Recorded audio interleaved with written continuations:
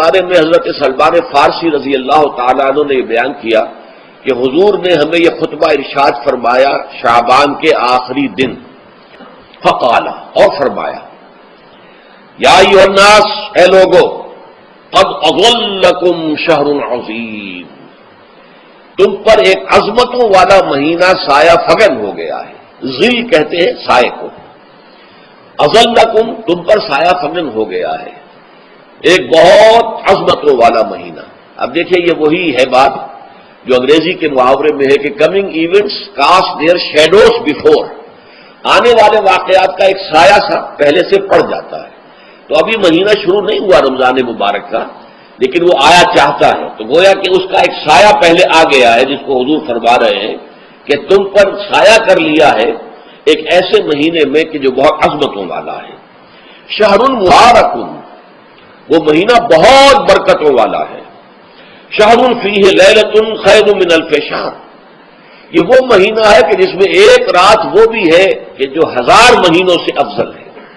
اور یہ ظاہر بات ہے قرآن مجید کی صورت ہے مکمل، انا انزلناہ فی لیلۃ القدر وما ادراک ما لیلۃ القدر لیلۃ القدر خیر من الف شہر، اس کی طرف اشارہ ہے۔ اب اس کے بعد جو جملہ ہے جعل اللہ صیامہ فریضۃ، اللہ نے اس مہینے کا روزہ رکھنا فرض قرار دے دیا ہے۔ وہ قیام اللیل ہی، ایک تو قیام اللیل کے لفظ پر غور کیجیے، اور اس کی راتوں کے دوران کھڑے رہنے کو تطوعاً آزاد مرضی پر چھوڑ دیا ہے۔ کتب علیکم الصیام کما کتب علی الذین من قبلکم لعلکم تتقون، تاکہ تمہارے اندر تقوی پیدا ہو جائے۔ اب یہ ہے حکمت صوم کی پہلی آیت۔ تقوی کسے کہتے ہیں؟ بچنا۔ کس چیز سے بچنا؟ اللہ نے جو چیزیں حرام کی ان سے بچنا، اللہ کے احکام کو توڑنے سے بچنا۔ جب رمضان کا مہینہ وہ ہے کہ جس میں قرآن نازل کیا گیا، اب جو شخص بھی اس مہینے کو پائے اس پر لازم ہے کہ اس کے روزے رکھے۔ ہاں، من کان مریضا او علی سفر، جو شخص ہو مریض، بیمار ہو یا سفر پر ہو، فعدۃ من ایام اخر، تو وہ تعداد پوری کر لے دوسرے دنوں میں۔ یرید اللہ بکم اليسر ولا یرید بکم العسر، اللہ تمہارے ساتھ آسانی چاہتا ہے، سختی نہیں چاہتا۔ اچھا، روزے کا اس سے تعلق کیا ہے یہ سمجھ لیجیے۔ دیکھیے، ہمارے گناہوں کا سب سے بڑا سبب ہمارے نفسانی تقاضے ہیں۔ ہم ایک حیوان بھی ہیں اور حیوان سے بڑھ کر بھی کچھ ہے، وہ میں بعد میں عرض کروں گا، لیکن حیوان تو ہے۔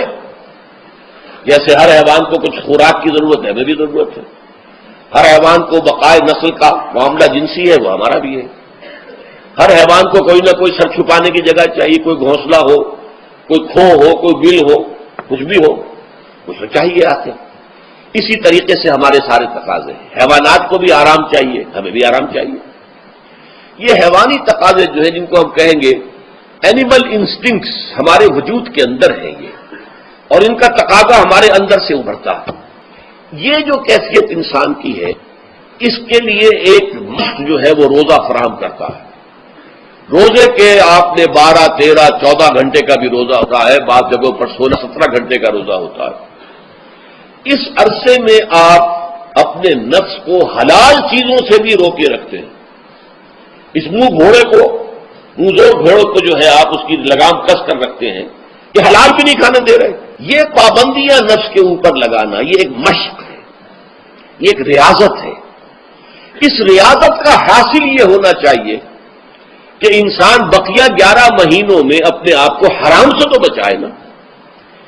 یہاں وہ حلال سے رکا ہوا ہے اللہ کے حکم سے، کہ حلال چیز بھی نہیں کھا رہا، دن بھر نہیں پی رہا، دن بھر نہیں اپنی کوئی شہوت پوری کر رہا، دن بھر حلال ذرائع سے بھی، تو اس سے اس کے اندر یہ ایک، اس کو ہم کہیں گے سیلف کنٹرول پیدا ہو جائے، اپنے نفس کو قابو میں کر لے۔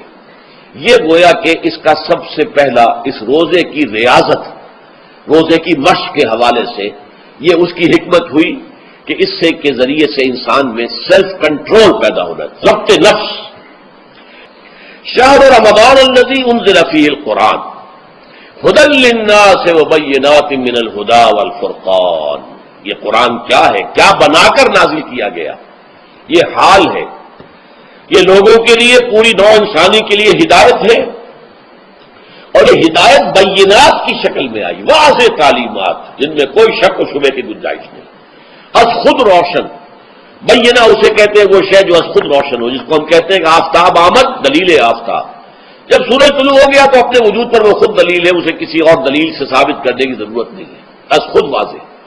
تو بینات من الہدیٰ، جو قرآن کی بنیادی ہدایت ہے وہ بینات پر مشتمل ہے، واضح چیزیں جو انسان کے لیے، اس کی فطرت کے لیے جانی پہچانی چیزیں ہیں۔ یہ کوئی باہر کی چیز نہیں آ رہی ہے، اس کے قلب کی گہرائیوں کے اندر یہ سب کچھ موجود ہے، اور اس کی گواہی اس کے قلب کی گہرائیوں سے نکلتی ہے۔ جہاں دیکھنا تقریر کی لذت کے جو اس نے کہا، میں نے یہ جانا کہ گویا یہی میرے دل میں ہے، اس نے تو میرے اپنی فطرت کی ترجمانی کی ہے۔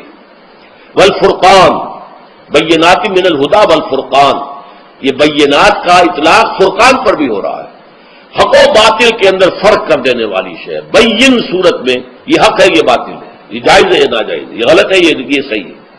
یہ ہے قرآن مجید کی عظمت کا بیان۔ ان رسول اللہ صلی اللہ علیہ وسلم قال، کہ اللہ کے رسول صلی اللہ علیہ وسلم نے فرمایا، الصیام والقرآن یشفعان للعبد، روزہ اور قرآن بندے کے حق میں شفاعت کریں گے۔ یقول الصیام، روزہ یہ عرض کرے گا اللہ کی جناب میں، اے رب پروردگار، انی منعتہ الطعام والشہوات بالنہار، میں نے تیرے اس بندے کو دن کے دوران کھانے پینے سے اور اپنی شہوت کا تقاضا پورا کرنے سے روکے رکھا، یہ میری وجہ سے روکا رہا، تو میری شفاعت اس کے حق میں قبول فرما، فشفعنی فیہ، میری شفاعت اس کے حق میں قبول فرما۔ ویقول القرآن، قرآن کیا کہے گا، منعہ النوم باللیل، میں نے اسے رات کے وقت سونے سے، نیند سے روکے رکھا، فشفعنی فیہ، تو اس کے حق میں میری شفاعت قبول فرما۔ حضور فرماتے ہیں فیشفعان، ان دونوں کی شفاعت قبول کی جائے گی۔ یہ ہے قیام اللیل۔ کہا یہ میرے لیے، الا الصوم فانہ لی، یہ میرے لیے، وانا اجزی بہ یا اجزا بہ، میں خود ہی اس کا بدلہ دوں گا یا خود ہی اس کی جزا ہوں، خود ہی اس کی جزا ہوں۔ اللہ کہ اس بندے کا تعلق میرے ساتھ ایسا قائم ہو جائے گا کہ گویا کہ اسے میں مل گیا، اور میرا یہ مل جانا ہی در حقیقت انسانیت کی معراج ہے۔ اور دعا کے بارے میں جان لیجئے کہ حضور نے فرمایا، الدعاء مخ العبادہ، دعا جو ہے عبادت کا اصل جوہر ہے، لب لباب ہے، اور یہ بھی کہا الدعاء هو العبادہ، دعا ہی اصل عبادت ہے، دعا ہی اصل عبادت، دعا جو ہے وہ روح ہے اس کی۔